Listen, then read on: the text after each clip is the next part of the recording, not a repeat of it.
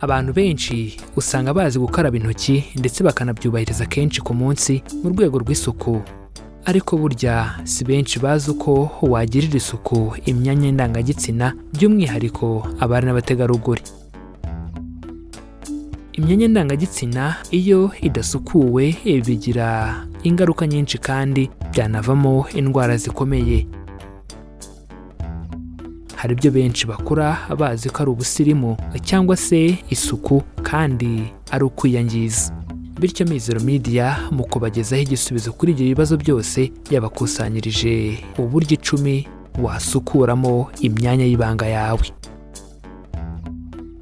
Ese n'icyo abana n'abategarugori bakwiye kugira akamenyero mu gukora isuku?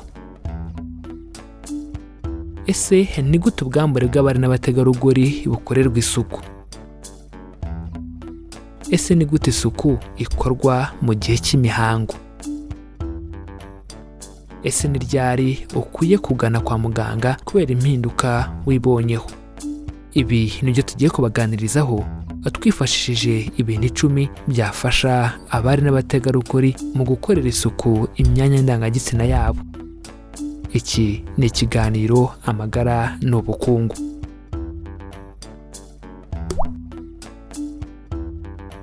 Reka mbanze mbashimire kuba mugiye kubana natwe muri aka kanya tubungabunga ubuzima bwacu. Bityo murabizi ko abatabizi bicwa no kutabimenya, natwe tukagira tuti abatarabimenya bicwa nuko batarakora subscribe kuri channel Mizero Media ngo bamenye ko kwirinda biruta kwivuza. Niba utarabikora nyaboneka bikore kuko nta kiguzi bisaba kandi nibwo buryo rukumbi buzajya bugufasha kubona ibindi biganiro tubategurira. Ikindi kandi wadusanga ku mbuga nkoranyambaga zacu zose, Facebook, Instagram ndetse na Twitter. Ujya ahashakirwa ugashakisha Mizero Media ubundi ukadukurikira. Si ibyo gusa kuko no kudusangiza ibitekerezo byanyu biremewe. Ubaye hari icyo bifuza kutubaza, ubaye hari icyo bifuza kudusobanuza, ubaye hari icyo bifuza kutwunganira kuri iyi ngingo, nyaboneka twandikire muri comments. Mu gihe bakunze ikiganiro twabagejejeho, kanda like, ubundi ntiwiheranire ubutumwa, ukoreshe ya ubisangize inshuti n'abavandimwe bawe kugira ngo nabo basobanukirwe uburyo bwo kubungabunga amagara yabo. Iki ni ikiganiro amagara n'ubukungu, ikiganiro mutegurirwa na Mizero Media. Tubahaye ikaze aho tugiye kubaganiriza ku bintu 10 byafasha abana n'abategarugori mu gukora isuku y'imyanya ndangagitsina yabo. Bityo muri iki kiganiro turamenya ibintu bakwiye kugira akamenyero n'uburyo ubwambure bukorerwa isuku, kandi dusobanukirwa uburyo isuku ikorwa mu gihe cy'imihango ndetse n'igihe cyo kugana kwa muganga kubera impinduka wibonyeho. Ikintu cya mbere cyagufasha gukorera isuku imyanya ndangagitsina ni uko mbere na mbere ukwiye kugira akamenyero koga no kugirira isuku imyanya y'ibanga yawe. Hari abakobwa usanga bibagirwa gusukura ubwambure bwabo, gusa ibi ntibikwiye habe namba kuko kiriya gice cy'umubiri cyakagombye kubahwa, kuko niho Imana yuzuriza umugambi wayo wo kurema ibiremwa bishya ku isi. Nyaboneka korera isuku ubwambure bwawe byibura 2 ku munsi. Ikintu cya kabiri cyagufasha gukora isuku imyanya ndangagitsina yawe ni ugukoresha amazi meza asukuye n'isabune zabugenewe rimwe na rimwe. Reka mbisubiremo, isabune zabugenewe rimwe na rimwe. Ibi bisobanuye ko isabune idakoreshwa buri gihe. Abahanga mu buvuzi bemeza ko ubwambure bw'umugore ari urugingo rugerageza kwikorera isuku y'imbere imbere rugasohora amatembabuzi ajyana imyanda. Rero isuku yaho handi hasigaye yakorwa n'amazi meza gusa kandi ntibiteze ikibazo, kuko amasabune menshi yangiza udukoko turinda kandi tukabungabunga ubwambure bikaba byavamo indwara. Mu gihe wabisabwe na muganga cyangwa se uri mu mihango, koresha isabune zabugenewe z'umwimerere gusa. Reka naka ngasubiremo, mu gihe wabisabwe na muganga cyangwa se uri mu mihango, koresha isabune zabugenewe z'umwimerere gusa. Izo sabune ziboneka mu maguriro menshi y'imiti za farumasi, bityo kogesha isabune ubwambure bwawe si buri gihe kandi bisaba ubwitonzi. Ikintu cya gatatu cyagufasha gukora isuku y'imyanya ndangagitsina yawe neza ni ugusukura inyuma ku bwambure bwawe. Birabujijwe gusukuramo imbere. Ubushakashatsi bwerekana ko byibura umwe mu bagore 4 ku isi akora iryo kosa ryo gushaka kozamo imbere mu bwambure bwe mu nzira igana mu nda ibyara. Nk'uko nari maze kubivuga mu kanya, ubusanzwe ubwambure bw'umugore bugira udukoko tuburinda. Iyo usukuyemo imbere uba utwirukana. Mbisubiremo, nk'uko nari maze kubivuga mu kanya, ubusanzwe ubwambure bw'umugore bugira udukoko tuburinda. Iyo usukuyemo imbere uba utwirukana. Birabujijwe koza imbere mu bwambure bwawe, ahubwo umenye ko inyuma bahogeje neza bihagije, ndetse no hagati y'imigoma kuko hajya hisha imyanda. Ikintu cya 4 cyagufasha gukora isuku imyanya ndangagitsina, ntugerageze gushaka ko imyanya yawe y'ibanga ihumura. Burya Imana yaremye ibintu byose ku buryo bwihariye, rero ntiyashatse ko imyanya ndangagitsina ihumura nk'indabo. Nawe ntukabigerageze. Hari abo usanga bitera imibavu mu myanya yabo y'ibanga, ariko buriya ni ukwiyangiza. Rwose impumuro y'igitsina yaremwe idahumura cyane, ariko niwumva hari icyahindutse cyangwa se byariyongereye, wegere muganga arebe ko nta ndwara irimo. Ikintu cya 5 cyagufasha gukora isuku y'imyanya ndangagitsina ni uguharanira guhorana impumeko y'imyanya ndangagitsina yawe. Nyabuneka gerageza ko uhorana umwuka uhagije ugera ku myanya ndangagitsina. Wambare amakariso akoze muri koto.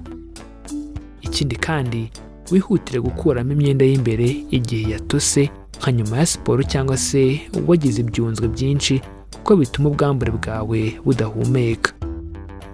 Indi nama ni uko burya nijoro ntabwo ari byiza kwambara imyenda ikubuza kubona umwuka uhagije, ndetse bamwe bemeza ko wakaraye wanakuyemo imyenda y'imbere. Ikintu cya 6 cyagufasha gukorera isuku imyanya ndangagitsina ni ukugira isuku ihagije mu gihe cy'imihango. Ubushakashatsi bwerekana ko iyo umukobwa amaze amasaha arenga 8 yambaye impapuro z'isuku kotegisi zirimo amaraso, bishobora gutuma udukoko tuba twinshi bikamuviramo indwara. Ikindi kandi umukobwa uri mu mihango agomba koga byibura 3 ku munsi, mu gitondo, saa sita na nijoro. Ikintu cya 7 cyagufasha gukora isuku y'imyanya ndangagitsina ni ugukora imibonano ikingiye kandi isukuye. Burya agakingirizo ntikarinda gutwara inda zitateganyijwe gusa, kanarinda utundi dukoko twinjira mu gitsina cy'umugore. Nyuma yo gukora imibonano mpuzabitsina, ihutire gusukura mu gitsina n'amazi asa neza.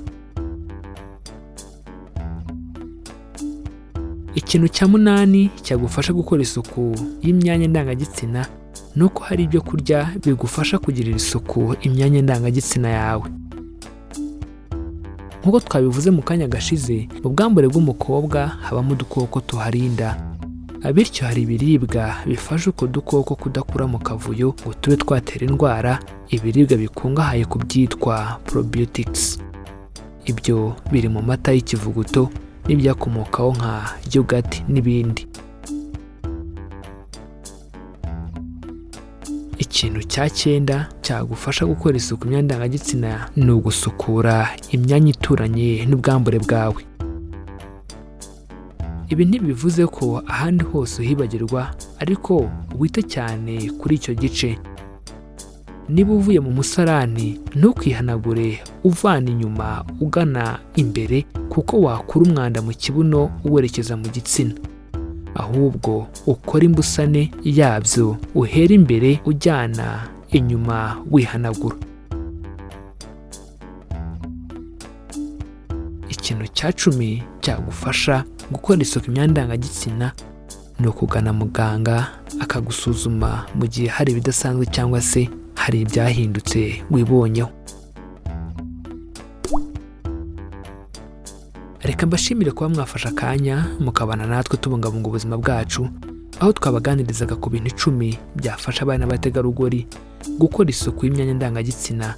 Bityo muri kiganiro tumaze kubona ko abari n'abategarugori bakwiye kugira akamenyero ko kugira isuku kandi bakirinda gukoresha isabune mu gihe batari mu mihango kuko byangiza ubwirinzi karemano bw'ubwambure bwabo.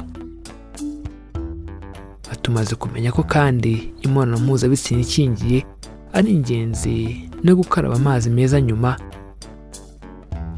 ariko mu gihe habayeho impinduka iyo ari yo yose nyabuneka gana kwa muganga. Reka dusoze mbibutsa ko baca umugani mu Kinyarwanda bati abatabizi bicwa no kutabimenya, natwe tukagira tuti abatarabimenya bicwa nuko batarakora subscribe kuri iyi channel Mizero Media ngo bamenye ko kwirinda biruta kwivuza.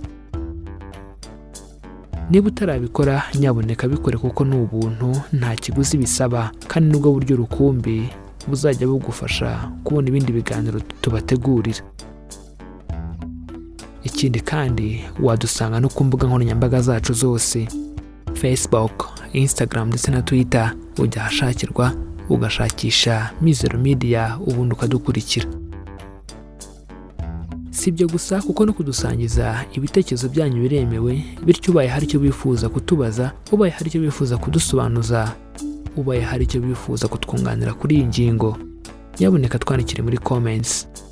Mu gihe bakunze ikiganiro tumaze kubagezaho, kanda like, ubundi ntiwihererane ubutumwa, kora share, ubusangize inshuti n'abavandimwe bawe kugira ngo nabo basobanukirwe uburyo bwo kubungabunga amagara yabo.